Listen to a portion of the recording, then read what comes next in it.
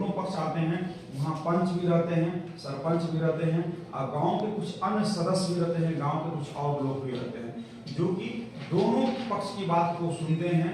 दोनों पक्ष से कुछ प्रूफ रहता है, कुछ कागजी प्रूफ रहता है तो वो भी मांगते हैं, उसको लिखते हैं, उसको फाइल में लगा कर रखते हैं और फिर फाइनली क्या है सरपंच क्या करता है वो फैसला सुनाते हैं।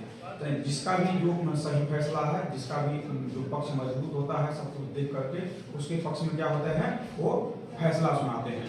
तो जो सबसे जो हमारे कोर्ट का जो सबसे कहिए कि जो सबसे लोएस्ट जो स्टाफ होता है क्या होता है हमारा वो ग्राम पंचायत होता है। ग्राम पंचायत जब ग्राम पंचायत के बाद देखिएगा तो सबसे पहला जो है सो होता है अनुमंडल स्तर। अब उसके बाद देखिए पंचायत के बाद क्या होता है ब्लॉक होता है, तो ब्लॉक पर कोई सिस्टम नहीं है जुडिशियरी का। अब क्या है जुडिशियरी का सिस्टम जो कोर्ट का जो व्यवस्था है वो अनुमंडल स्तर पर किया। यहाँ पर किसी जो है सो लॉयर को पकड़ते हैं, किसी वकील को पकड़ते हैं और वकील के माध्यम से अपना क्या हो ये एप्लीकेशन बना करके हमारे यहाँ देते हैं। यही उनका एप्लीकेशन होता है। इस पर हम लोग 5 रुपया का फीस लेते हैं। ये ऊपर में जो टिकट लगा हुआ है ये 5 रुपये का फीस लेते हैं और उनमें उनको जो है जो कुछ भी कहना होता है वो लिख करके देते हैं। आगे नहीं वो देखिए लिख करके देते हैं, अपना सारा चीज यहाँ पर लिख करके देते हैं, लिख करके दिए और लिखने के बाद लास्ट में क्या होता है वो जो वकील साहब जो होते हैं वो भी अपना यहाँ पर सब कुछ लिख करके देते हैं कि अपना आइडेंटिफिकेशन करते हैं, ठीक है ना, कि मैं ही इनका वकील हूँ और मुझे ही इनके द्वारा जो है सो रखा गया है। वो ये उसको बोलते हैं अधिकार पत्र। तो ये क्या है अधिकार पत्र होता है। पब्लिक जो है सो अपना पूरा अधिकार क्या करते हैं उस वकील साहब को देते हैं कि मेरे बिहाफ पे आप मेरी बात को कोर्ट में रखेंगे, जो भी कागजात होगा आप मेरे बिहाफ पे देंगे। क्योंकि क्या होता है ये सब क्या है कानूनी प्रक्रिया है। तो कानूनी प्रक्रिया में क्या होता है कि एक आम आदमी को कानून की जानकारी नहीं होती है तकरीबन, और वकील लोग क्या होते हैं सब कानून के जानकार होते हैं, उनको सारा चीज पता होता है कि क्या कौन सा धारा होती है कौन सा नियम। तो क्या होता है इस प्रकार जो है कोई भी पब्लिक क्या होता है अपने रेस्पेक्टिव जिनको भी जिनसे भी सुविधा है जिस वकील साहब से भी उनको क्या करते हैं अपना अधिकार देते हैं, उसी को अधिकार पत्र बोला जाता है। अधिकार पत्र में देखते हैं दोनों पार्टी का साइन होता है, जो व्यक्ति देते हैं उनका भी नाम होता है, उनका भी सिग्नेचर होता है और लास्ट में जो वकील साहब जिनको अधिकार देते हैं उनका भी यहाँ पर सिग्नेचर नाम होता है। तो इस तरह से क्या होता है वो होता है कि वो वकील साहब क्या होते हैं उस व्यक्ति का यहाँ पर जो है सो अपनी बात रखने के लिए क्या होते हैं ऑथराइज हो जाते हैं। तो उस हिसाब से फिर जो जिस व्यक्ति के खिलाफ यहाँ पर लिखा रहता है तो उसको बोलते हैं हम लोग अपोजिशन पार्टी। एक ही मान के चलिए अपोजिशन पार्टी बोलते हैं, उसको अपोजिशन पार्टी बोलते हैं। उसके साथ हम लोग लिखते हैं सबको बनाम बनाम मतलब बनाम के बाद जो नीचे जो नाम होते हैं अपोजिशन पार्टी होते हैं। तो कोर्ट का काम होता है कि उस अपोजिशन पार्टी को यहाँ से नोटिस निर्गत करना। उसको क्या करते हैं हम लोग नोटिस निर्गत करते हैं। तो नोटिस भी जो है सो डाक से भी जाता है और स्टाफ भी लेकर उसको घर में जाता है तो भाई तुम्हारे खिलाफ जो है सो ऐसा कोर्ट में वहाँ पर केस आया है, सो आप अपनी बात चल करके वहाँ पर आप रखिए। तो इस प्रकार से क्या होता है जो अपोजिशन पार्टी होता है वो भी हमारे पास आते हैं और उस व्यक्ति के पास भी चूंकि कानून की जानकारी नहीं रहती है वो भी क्या करते हैं अपना किसी वकील साहब को पकड़ते हैं और वकील साहब के माध्यम से फिर क्या होता है वो अपनी बात को यहाँ पर हमारे पास रखते हैं। और रखने के बाद क्या है दोनों पार्टी की बात को सुनते हैं, उनके कागजात को देखते हैं और कागजात को देखने के बाद उनकी बात को सुनने के बाद कभी कभी हमको ये लगता है कि नहीं हम जाकर के जिस जमीन को लेकर के झगड़ा हो रहा है उस जमीन को भी हम लोग देखें, उस जमीन को भी देखें, वहाँ के लोगों को भी पूछें ताकि हमको ये पता चल जाए कि कौन सही है कौन गलत है। तो ये सब करने के बाद हम आते हैं तब जो है जो नियम के अनुसार जिसका सही रहता है कागजात और जिसका सारा चीज सही रहता है उसके पक्ष में हम लोग क्या करते हैं आदेश देते हैं। इस तरह से क्या होता है झगड़ा समाप्त हो जाता है। या फिर कभी कभी ऐसा भी होता है यदि किसी व्यक्ति को लगता है कि नहीं हमको न्याय नहीं मिला इस कोर्ट से तो उसके बाद क्या करते हैं वो ऊपर के न्यायालय में जाते हैं और ऊपर के न्यायालय में कहाँ जाते हैं तो अनुमंडल के बाद सीधा जो दूसरा जिला न्यायालय होता है वो डिस्ट्रिक्ट लेवल जिला स्तर पर होता है। तो जिला स्तर पर भी वहाँ भी 2 प्रकार के न्यायालय फिर वहाँ भी हो जाते हैं, एक क्रिमिनल की केस को देखते हैं एक सिविल को देखते हैं। तो सिविल में भी दो प्रकार से होते हैं। कुछ शक्ति जो है हमारे एडीएम को, जो हमारे एडीएम साहब होते हैं, जो डीएम साहब होते हैं, उनको प्राप्त होती है। और बाकी चीज जो है क्या है, जुडिशियल सिस्टम, जो न्यायालय, जो न्यायिक प्रक्रिया होती है, उनको दिया जाता है। तो इस तरह से सिविल मैटर को हम लोग दोनों ही सुनते हैं, वो भी सुनते हैं, हमारे जो जुडिशियरी के मजिस्ट्रेट साहब होते हैं वो भी सुनते हैं। हम जितने भी जिला प्रशासन के जितने भी हम लोग कलेक्टर, डिप्टी कलेक्टर, एडीएम होते हैं, सब क्या है, हम लोग को एग्जीक्यूटिव मजिस्ट्रेट बोला जाता है। हम लोग क्या बोला जाता है, एग्जीक्यूटिव मजिस्ट्रेट। तो एग्जीक्यूटिव मजिस्ट्रेट को भी सरकार बहुत सारी पावर देती है सिविल मामले में, खास करके जमीन के मामले में, जिसको हम लोग को सुन करके जो है तो क्या होता है, जमीन को हम लोग, जो विवाद है उसको हम लोग सुनते हैं, उसको हम लोग समाप्त करते हैं। उसके बाद फिर इसी तरह से क्या होता है, जैसे ही जिला से समाप्त हो जाता है तो क्या होता है, सीधे हर एक स्टेट में क्या होता है, हाई कोर्ट होता है। हर एक स्टेट में क्या होता है, हाई कोर्ट होता है। भारत में जो है सो अभी क्या है कि कई देखेंगे, जैसे कि नॉर्थ ईस्ट का जो है त्रिपुरा है, अरुणाचल प्रदेश है, मेघालय, मिजोरम है, उस सबको मिलाकर क्या है, एक ही जगह उनका हाई कोर्ट है, जैसे गुवाहाटी है कि नहीं, जैसे गोवा है और महाराष्ट्र है, दोनों को मिलाकर क्या है, एक ही जगह मुंबई में हाई कोर्ट है।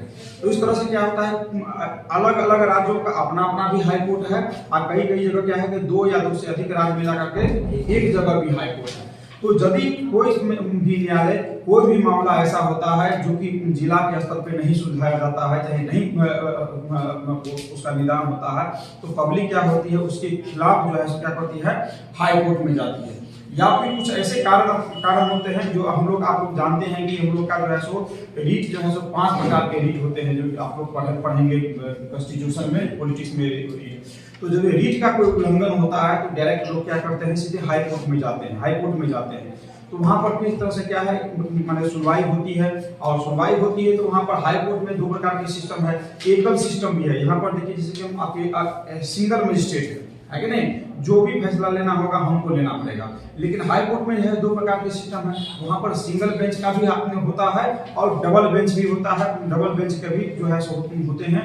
तो अभी देखे होंगे कि कुछ दिन पहले जो है सो आरक्षण पर क्या हुआ था कि सुप्रीम कोर्ट ने 5 जज मिलकर के जो है सो उसको जो है सो क्या किए, उनको फैसला सुनाया। अब 5 जज में जो है सो क्या हुआ, जो बहुमत था वो ईबीसी को आरक्षण, कोई आरक्षण देने का मामला था, तो वहाँ 5 किया तो लागू हो गया।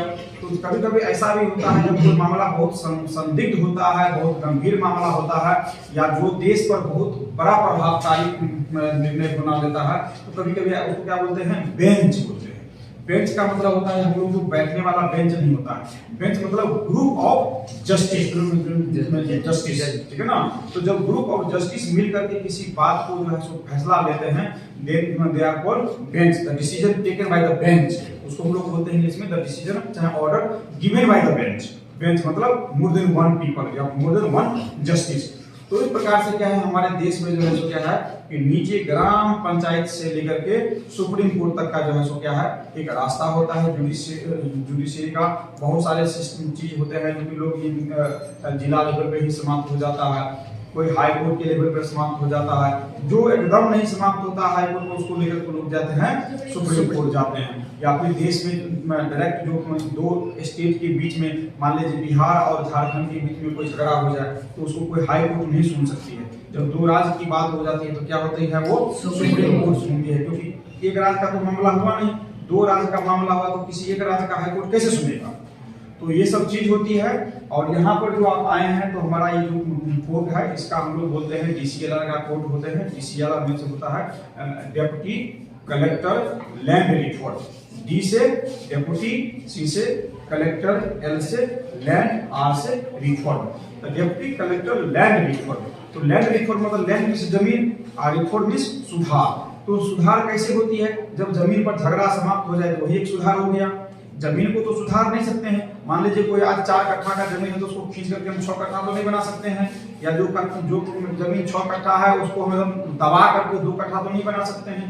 तो क्या है, जमीन सुधार का मतलब होता है हमारे कानून में जमीन पर से विवाद को हटाना, जमीन पर से विवाद को हटाना। वहीं जब कृषि विभाग में जाइएगा तो वहां पर सुधार का मतलब दूसरा कुछ हो जाता है। सुधार का मतलब होता है ये जमीन एकदम उपजाऊ नहीं है, इस पर मकई गेहूं नहीं उपजता है, लेकिन उसको 1 साल 2 साल क्या करेंगे, उसमें खाद डालेंगे, गोबर डालेंगे, उस पर पौधा लगाएंगे, कुछ पानी डालेंगे, तो 5 साल के बाद वही जमीन उपजाऊ हो जाएगी। तो वहां पर सुधार का मतलब वो हो जाता है। लेकिन हमारे न्यायालय में क्या है, सुधार का मतलब होता है उस जमीन पर से कि दो व्यक्तियों के बीच में जो झगड़ा है उसको समाप्त करना अपने आदेश से। तो इसलिए इस कोर्ट को बोलते हैं हम लोग DCLR का कोर्ट होता है। तो हमारे यहाँ जो बेसिकली जमीन से रिलेटेड पक्षों की लड़ाई होती है, इसमें जमीन में आप लोगों को 2-3 चीज मैं समझा देता हूँ कि खाता, खसरा, रकबा क्या होता है और खतियान क्या होता है, तो ताकि आपको बाद में भी समझ में आ जाएगा कि ये सब क्या चीज होता है। जैसे आपके स्कूल में जब आप जाते हैं एडमिशन लेने के लिए, तो देखते हैं आपके यहाँ एक एडमिशन रजिस्टर होता है। एडमिशन रजिस्टर होता है, उसमें क्या लिखता है, एक तो सीरियल नंबर लिखता है। जो बच्चा पहले जाएगा एडमिशन लेने के लिए उसका 1 नंबर में लिखाएगा, उसके बाद हो जाएगा उसका 2 नंबर, उसके बाद हो जाएगा 3 नंबर होगा। एक सीरियल चलते रहता है, सीरियल चलते रहता है। उसके बाद क्या होता है, बच्चे का नाम लिखाता है, बच्चे के माता पिता का नाम लिखाता है, बच्चे की जन्म तिथि लिखाता है, बच्चे किस स्कूल से पढ़ करके आए हैं, किस क्लास से पढ़ करके आए हैं वो लिखाता है, बच्चे का पूरा एड्रेस लिखाता है, बच्चे का उम्र लिखाता है कि नहीं, उसके गार्जियन का, आपका बच्चे का कॉन्टेक्ट नंबर, ये सारा डिटेल लिखा जाता है। तो इसी प्रकार से जमीन का भी डिटेल होता है। जिस तरह से कोई बच्चा किसी स्कूल में एडमिशन लेता है तो उसका एडमिशन रजिस्टर देखने से बच्चे के बारे में सब कुछ जानकारी मिल जाती है।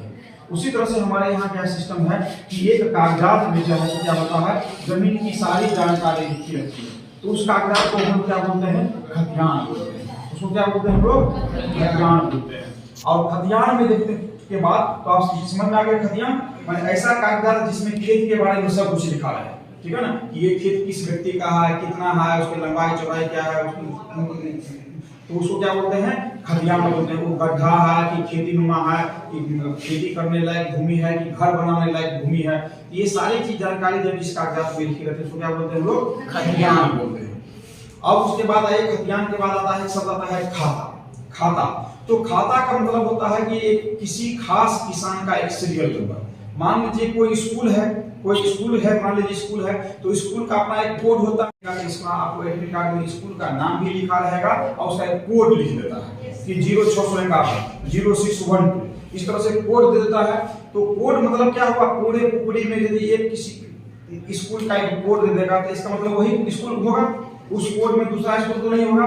उसी तरह से क्या होता है, पूरे गांव में एक खास नंबर दिया जाता है किसी एक फार्मर को।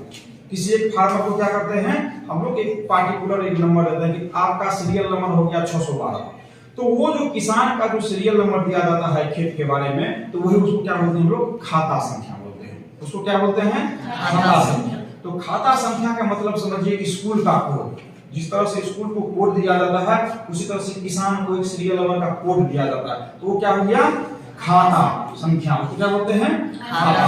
इससे पहले मैं आपको बताया था खतियान कि ऐसे कागजात जिसमें उस खेत के बारे में तो हमारा पूरा डिटेल दिया जाता है, खतियान हुआ। और किसान का जो एक पार्टिकुलर सीरियल नंबर दिया है वो क्या हो गया, खाता। उसी प्रकार से जब स्कूल में जाएंगे तो स्कूल का एक कोड दे दिया गया। तो स्कूल जिस तरह से स्कूल को एक कोड मिल गया, उसी तरह से किसान को एक कोड मिल गया। तो स्कूल का एक कोड बोलते हैं तो किसान को क्या बोलते हैं, खाता बोलते हैं। अब जाकर देखिएगा तो एक स्कूल में देखिएगा कि कई कमरे होते हैं, देखते होंगे ना, कमरा number 1, room number 2, room number 3, room number 4, room number 5। तो क्या हुआ, एक स्कूल में जिस तरह से कई कमरे होते हैं उसी तरह से एक किसान को भी कई खेत होते हैं, है कि नहीं। जिस तरह से आपके स्कूल में कई कमरे हैं उसी तरह से एक किसान के पास भी कई होते हैं। हो सकता है आपके स्कूल में 25 कमरा हो, लेकिन कोई स्कूल ऐसा भी हो जिसके 40 कमरा हो, कोई ऐसा स्कूल भी हो जहां पर सिर्फ 5 कमरा हो, ये तो वेरी करेगा। उसी तरह से किसान का भी खेत की संख्या क्या करता है, वेरी करता है। किसी के पास 3 खेत है, किसी के पास 4 खेत है, किसी के पास 5 खेत है, किसी के पास 25 खेत है। तो जब खेत का अलग अलग जब नंबर देते हैं, अलग अलग टुकड़ा को, खेत की टुकड़ा को जो नंबर देते हैं वो क्या बोलते हैं, उसको खेसरा संख्या। आपने जो बताया कि लेंथ और ब्रेड्थ बताया आपने जमीन का, तो उसको क्या बोलेंगे, रकबा, उसको रकबा बोलते हैं। इंग्लिश में देखिए, इंग्लिश में क्या बोलते हैं, उसको एरिया बोलते हैं। हिंदी में क्या बोलते हैं, क्षेत्रफल बोलते हैं। हिंदी में बोलते हैं क्षेत्रफल, लेकिन जब हमारे यहाँ जमीन की भाषा में उसको रकबा बोलते हैं। जमीन में क्या बोलते हैं, उसको रकबा बोलते हैं। लेकिन रकबा के लिए क्या है, हिंदी का एरिया है, इंग्लिश का सॉरी हिंदी का क्षेत्रफल है, इंग्लिश में एरिया बोलते हैं। उसको हम लोग अपना रकबा बोलते हैं। आपका क्या था बाबू? हाँ सर, आपने अभी जैसा बताया कि कोई कोर्ट में केस लड़ने आया तो एडवोकेट को लेके आएगा, और अगर वो खुद चाहे केस लड़ना हाँ, खुद भी लड़ सकता है। उसके पास जानकारी, हाँ, जानकारी है तो खुद भी लड़ सकता है। तो उसके लिए कुछ मतलब अप्लाई करना होता है। हाँ, वही जो अधिकार पत्र है उसको अधिकार पत्र में आपको खुद अपना नाम पता लिख करके भेजना है। हाँ, बिल्कुल खुद भी पादरी लड़ सकता है, कोई जरूरी नहीं है कि वकील के माध्यम से ही आइए। यदि आपके पास जानकारी पे है सर, उसके आने के लिए मतलब जैसे हम लॉ का सुनते हैं कि लॉ का पढ़ाई होता है, तो सर वो लॉ का पढ़ाई करने के बाद हम सीधे या फिर पहले लॉयर बनते हैं या फिर सीधे जज बन जाते हैं अगर हमारे को। देखिए, होती है एक लॉयर होती है, वकील बनने के लिए पढ़ाई करना पड़ता है, और एक जज बनने के लिए पढ़ाई करना पड़ता है, जिसको मजिस्ट्रेट भी आप कह सकते हैं। तो इसमें क्या होता है, आपको 4 साल का कोर्स कर दिया है सरकार ने, ठीक है ना। उसको हम लोग क्या बोलते हैं, एलएलबी की पढ़ाई करना अनिवार्य है। आपको एलएलबी करने के बाद आपको 2 प्रकार का वहां से रास्ता खुलता है। जैसे अभी आजकल देखते हैं कि मेडिकल का परीक्षा और उसी तरह से इंजीनियरिंग की परीक्षा होती है, है ना। तो लोग बोलते हैं नीट का एग्जाम दे रहा है, NEET नीट की परीक्षा होता है। उसी तरह से जो जुडिशियरी की वो लोग जानते हैं उसको बोलते हैं क्लैट, CLAT क्लैट, ठीक है ना। तो क्लैट का एग्जाम दीजिएगा तो आप क्या कीजिएगा, जुडिशियरी की तरफ आपका मूवमेंट होगा। तो ये क्लैट का एग्जामिनेशन 12वीं के बाद होता है। 12वीं करने के बाद ही जो है सो बच्चा इंजीनियरिंग की परीक्षा देता है, मेडिकल का भी परीक्षा देता है, और जो बच्चा जुडिशियरी सिस्टम में जाना चाहता है वो क्या करता है, क्लैट का एग्जाम देता है। तो उसमें भी एग्जाम होता है, एंट्रेंस एग्जाम होता है, उसमें जीके रहता है, रीजनिंग रहता है, मैथ रहता है, कुछ इंग्लिश रहता है, कॉमन पूरे इंडिया के कॉमन एग्जामिनेशन होता है। तो वो जब उसमें जब पास कर जाइएगा तो अब आपका क्या होगा, एडमिशन होगा एलएलबी के लिए। आपका एडमिशन होगा एलएलबी के लिए। तो 4 साल का कोर्स है, जो कि इंडिया में कई इंस्टीट्यूट है। ऑल इंडिया आपका एग्जाम होगा, तो ऑल इंडिया आपका जो रैंक आएगा उसके अनुसार आपका जहां भी इस कॉलेज में एडमिशन होना होगा वहां होगा। आप 4 साल पढ़ेंगे। 4 साल पढ़ने के बाद क्या है, अब आपको जो सर्टिफिकेट मिलेगा उस सर्टिफिकेट के आधार पर क्या कर सकते हैं, आप 2 काम आप यहाँ पर कर सकते हैं। एक सर्टिफिकेट के आधार पर आप अपना वकील बनकर के वकालत चालू कर सकते हैं। उसके लिए चीज क्या होता है कि एक तो आपको सर्टिफिकेट मिल गया कि आप एलएलबी पास हो गए सर्टिफिकेट से।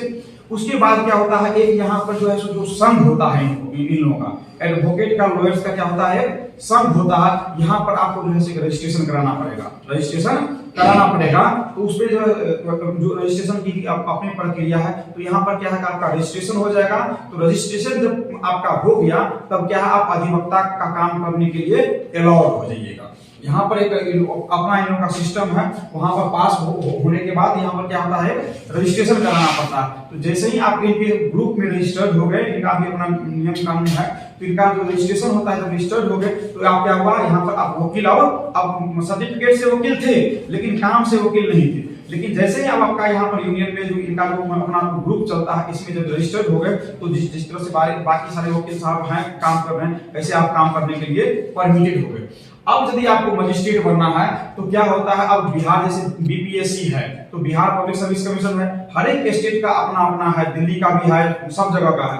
अब इसमें क्या है कि एग्जामिनेशन होता है, जिस तरह से एसएससी का एग्जाम होता है, स्टाफ सिलेक्शन कमीशन का, बिहार का बीपीएससी का एग्जाम होता है, बिहार पब्लिक सर्विस कमीशन। उसी तरह से बीपीएससी जो है क्या करते हैं, जुडिशियरी सर्विस का एग्जामिनेशन, बिहार जुडिशियल सर्विस बोलते हैं उसको बिहार जुडिशियल सर्विस बोलते हैं। तो उसमें क्या है, बिहार जुडिशियल सर्विस का भी एग्जामिनेशन होता है। और एग्जामिनेशन में क्या होता है, वो जो आप एलएलबी में जो 4 साल का जो कोर्स पढ़े थे वही सारा सब्जेक्ट रहेगा, उसी का एग्जाम लेगा। यहाँ भी पीटी मेंस लेगा आपको, और उसमें जब पास कर जाइएगा तो फिर क्या हो गया, अब वहां पर मजिस्ट्रेट बन जाइएगा। कोर्ट में क्या बन जाइएगा, मजिस्ट्रेट बन जाइएगा। तो यही अंतर है दोनों में। आपको डिग्री मिलने के बाद आप दोनों काम के लिए आप फ्री हैं। आप यदि परीक्षा देकर के पास कर जाइएगा तो मजिस्ट्रेट बन जाइएगा। यदि परीक्षा नहीं देना चाहते हैं, उसमें पास नहीं करना चाहते हैं, तो आप एडवोकेट ग्रुप में तो बिल्कुल आप अलाउड हो गए, ठीक है ना। तो ये सिस्टम है। लेकिन सब लोग को कोशिश करता है कि मजिस्ट्रेट बने, क्योंकि मजिस्ट्रेट के पास पावर ज्यादा होती है। वकील के पास पावर जो है मजिस्ट्रेट से कम होता है, उनका काम है अपना पक्ष को रखना, लेकिन डिसीजन लेना क्या होता है, अपना मजिस्ट्रेट का होता है। इस तरह से जो लोग मजिस्ट्रेट बनते हैं, वकील बनते हैं, हाई कोर्ट के जज भी बनते हैं। आप जो बच्चे को लाए हैं, कहाँ से लाया है, कौन से स्कूल से? हम लोग SRDOE पब्लिक स्कूल पोखरी से हैं। बच्चे यहाँ कोर्ट में आए हैं, DCLR कोर्ट में। जी। क्यों, क्या सीखने के लिए? बच्चे पहली बात तो इन बच्चों का एक टॉपिक ही है सुप्रीम कोर्ट जजेस के बारे में जानने के लिए। तो इस क्रम में जब बच्चों को बताया गया सबऑर्डिनेट कोर्ट के बारे में, तो इनको जिज्ञासा हुई कि आखिर कोर्ट होता क्या है और ये इसकी प्रक्रियाएं कैसे चलती हैं। इस दिशा में बच्चों ने एक बार रिक्वेस्ट किया कि सर हम लोग को एक बार कोर्ट अगर दिखा दे तो अच्छा है। हम बोले ठीक है, हम एक बार सर से बात करेंगे, और सर का अच्छा खासा कॉपरेशन मिला, जिसकी वजह से हम लोग आज ये कोर्ट बच्चों को दिखा सके। अपना शुभ नाम बता देंगे। अवनीश कुमार शुक्ला, टीचर है आप वहाँ हम SRDAV पब्लिक स्कूल में सोशल स्टडी के टीचर। ये जो जुडिशरी सिस्टम होता है उसके बारे में हमने बताया। खास करके मेरा जो ये कार्यालय है वो DCLR का कार्यालय है। यहाँ भूमि विवाद से रिलेटेड जो यहाँ पर मुद्दे आते हैं उसके बारे में हमने बच्चों को बताया कि किस तरह से हमारे यहाँ भूमि विवाद का मुद्दे आते हैं और किस प्रकार हम उसको जो है सो आदेश दे करके उसको निपटाने का काम करते हैं। साथ ही ज़मीन के बारे में बेसिक जानकारी भी बच्चों को हमने दिया कि खतियान क्या होता है, खाता संख्या क्या होता है, खेसरा संख्या क्या होता है, रकबा क्या होता है, ताकि बच्चे भी आने वाले समय में ज़मीन की सभी हर एक देश का नागरिक ज़मीन से जुड़े रहते हैं, सबका लगाव ज़मीन से रहता है, तो कुछ ना कुछ उनको बेसिक जानकारी मिल जाए। तो इसी उद्देश्य के साथ यहाँ पर ये बच्चे आए थे। ये शुक्ला जी हमारे साथ हैं जो यहाँ पर खुपरी में DAV पब्लिक स्कूल के सोशल स्टडी के शिक्षक हैं। और ये जो देख रहे हैं ये सभी क्लास 8 के बच्चे हैं। टोटल जो है सो 13 बच्चे हैं, लड़का और लड़की मिला करके। तो ये बहुत अच्छा लगा कि बच्चे सब यहाँ पर आए हैं। बच्चे इतने उत्सुक हैं इस चीज़ को जानने के लिए। शुक्ला जी भी काफ़ी इंटरेस्ट लिए हैं। तो मैं शुक्ला जी को भी, इनके प्रिंसिपल साहब को भी, इनकी स्कूल को भी और ख़ास करके बच्चों को मैं बहुत बहुत धन्यवाद देना चाहता हूँ कि किताब में पढ़ना और उसी चीज़ को आकर के यहाँ पर जो है सो देखना, दोनों में ज़मीन आसमान का अंतर होता है। तो आज बच्चे जो है सो एकदम बिल्कुल जो है सो मूर्त रूप में यहाँ पर जुडिशरी सिस्टम किस तरह से काम करती है, कोई न्यायालय किस प्रकार से काम करता है, क्या करने का तरीका होता है, उसको हमने बच्चों को बताया है। तो निश्चित रूप से बच्चों को ये माने जीवन भर ये याद रहेगा कि किस तरह से कोर्ट करती है। कुछ बच्चे सवाल भी पूछ रहे थे कि सर जज बनने के लिए या लॉयर बनने के लिए क्या करना पड़ता है, तो उसके बारे में भी बताया गया है बच्चों को। तो निश्चित रूप से एक बच्चे का जो है सो निश्चित रूप से ज्ञानवर्धन हुआ है, मार्गदर्शन हुआ है। तो मैं सभी को धन्यवाद देना चाहता हूँ, खास करके स्कूल को और शुक्ला जी को। सर जो भी बच्चे हो या जो भी नागरिक हो हमारा चैनल देखे, उनके लिए आप कुछ कहना चाहेंगे? उनके लिए मैं कहना चाहता हूं कि जो देखिए आज एक DAV पब्लिक स्कूल के द्वारा जो इनिशिएटिव लिया गया है, जिसको हम लोग साइंस के टर्म में बोलते हैं लैब टू लैंड। जब एक टर्म है lab to land, means laboratory से लेकर के लैंड पर बच्चों को उतारिए।